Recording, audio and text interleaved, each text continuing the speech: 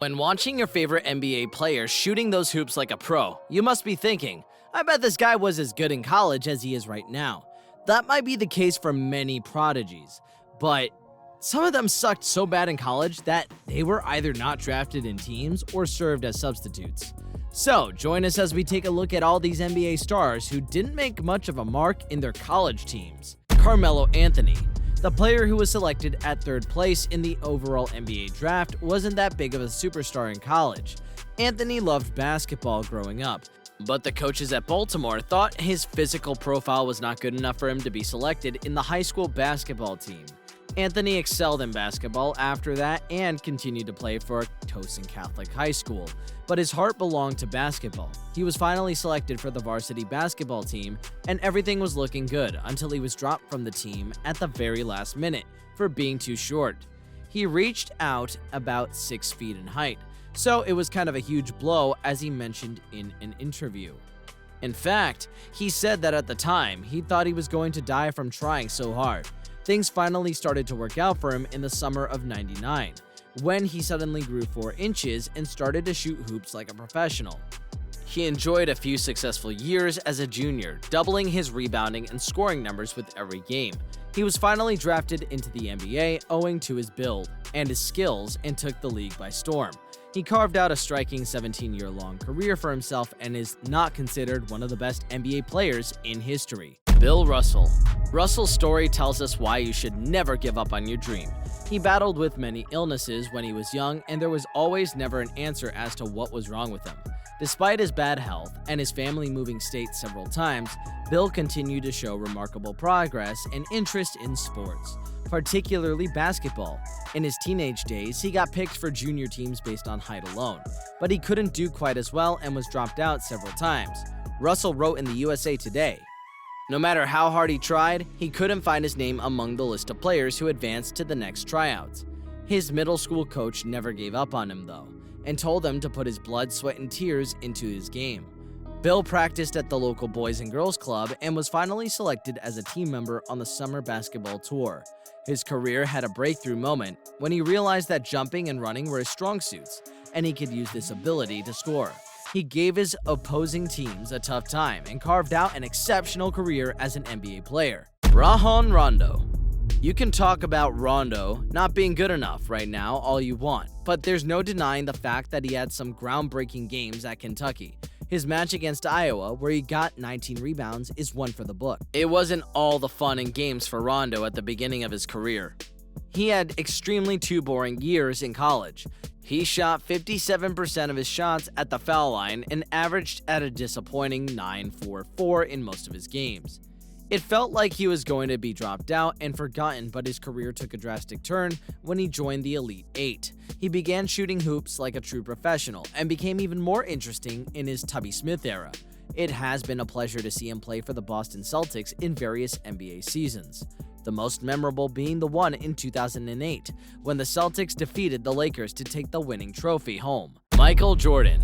The greatest basketball player of all time was told several times that he was not good enough and should consider giving up. He was dropped from his college basketball teams because of his short height, stature, and poor build, just so he can see his friend play. He begged the coach to let him ride the bus with the selected team to the tournament. He was granted permission under the condition that he would be carrying the players' uniforms. Who thought that the boy carrying uniforms to the game would prove to be the best player in NBA history? Jordan got the exposure he needed from the game and trained so hard in the upcoming months that he was finally selected for the junior varsity team. His career soared from there. He got drafted in the NBA and won 6 championships, 14 All-Star games, and 2 Olympic gold medals. Jordan's track record is nothing short of spectacular. The Chicago Bulls owe a lot of their victories to him. Russell Westbrook. NBA's most valuable player found himself on the unfortunate sides of events multiple times but never called it quits. His average was 3.4 points per game as a freshman, which made him incompatible for professional standard basketball.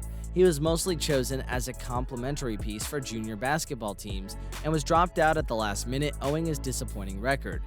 He had a significant disadvantage because of his height, but things took a turn when Westbrook suddenly grew to 6 foot 2 inches, right before his senior year in college. He averaged over 25 points and 9 rebounds per game in the following year. The stats got him to UCLA, where his ability started to show. Westbrook was drafted as a perimeter defender in Seattle Supersonics, and the rest is history. He is an MVP award winner and has the record of most triple-doubles in a single season. Jimmy Butler.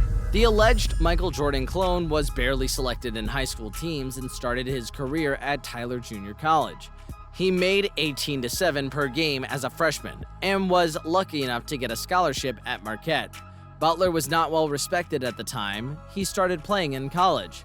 His numbers significantly improved, and he averaged 14.7 and 15.7 points in his junior and senior years, respectively.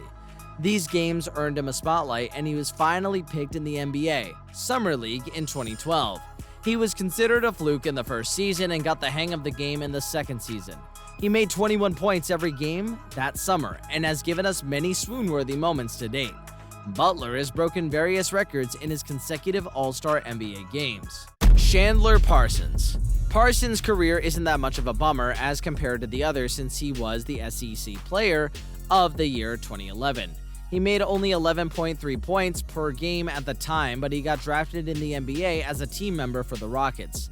People assumed Parsons to spend most of his time in the D-League, but his game improved as he started to average 15.5 points and 5.3 rebounds per game.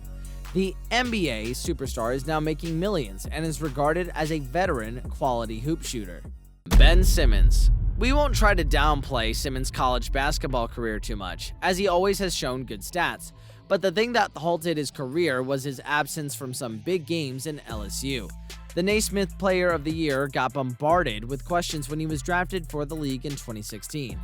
People couldn't help but raise fingers at his courage, competitiveness, and sportsmanship after his frequent disappearances in local leagues. Despite the allegations, Simmons has continued to make history with his exceptional scores.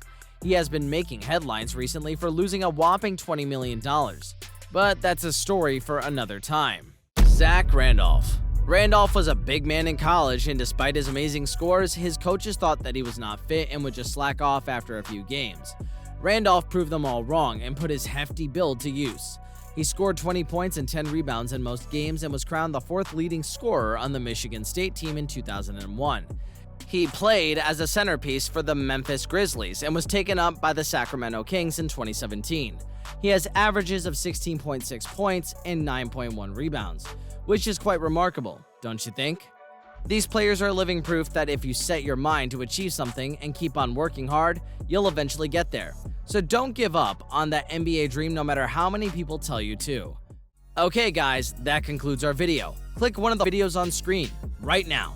See you in the next one. Till then, take care.